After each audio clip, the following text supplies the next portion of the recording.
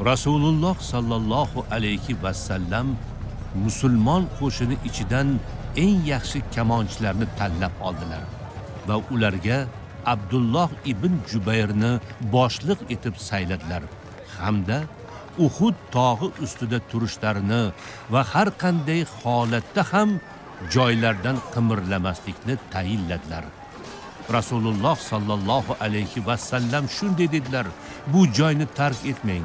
Agar biz ularning ustidan g'alaba qozonayotganimizni ko'rsangiz ham bu yerni tark etmanglar.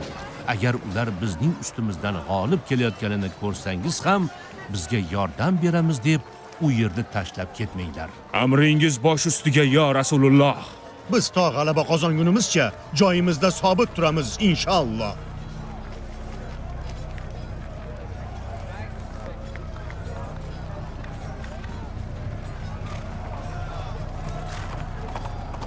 Nima qilyapsan?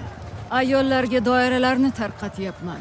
Biz ham erkaklarning ortidan borib ularni shijoatlantirib turamiz. Bugun o'ch olish kuni va Qurayshning bayrami bo'ladi. Lekin bu urush. Urushligini bilaman. Biz tez orada g'alaba qozonamiz va men qo'llarimni Muhammad va Hamzaning qoni bilan yuvaman.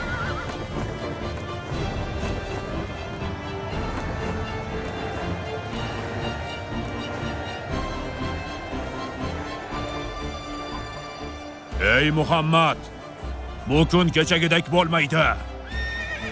Sen hargiz yenga olmaydigan qo'shin tortib keldim. Bugun Badrda o'lgan qarindoshlarimizning o'chini olamiz. Qani qo'lingdan nima keladi? Ko'rsat. Biz ham nimalarga qodirligimizni ko'rsatamiz. Ey Muhammad, orangizda onasini yig'latib, xotinini tul qoldirishni istaydigan biror bir yakkama-yakka olishadigan jangchi bormi? Qani chiq ey Muhammad. Sen ham, do'stlaring ham jangga chiqinglar.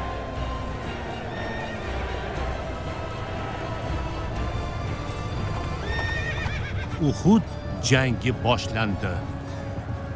Ikki jamoat to'qnashdi.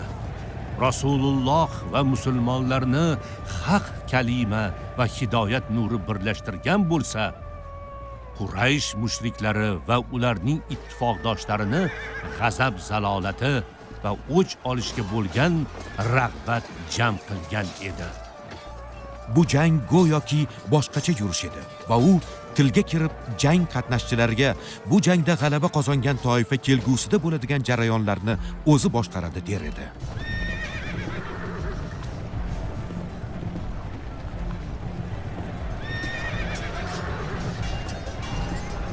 Urush alangasi avjiga chiqdi. Musulmonlarning ustunligi yaqqol namoyon bo'lib qoldi. Bunga ularning iymoni sabab bo'ldi.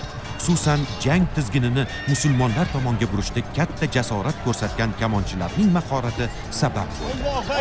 Allohu akbar! Allohu akbar! Allohu akbar!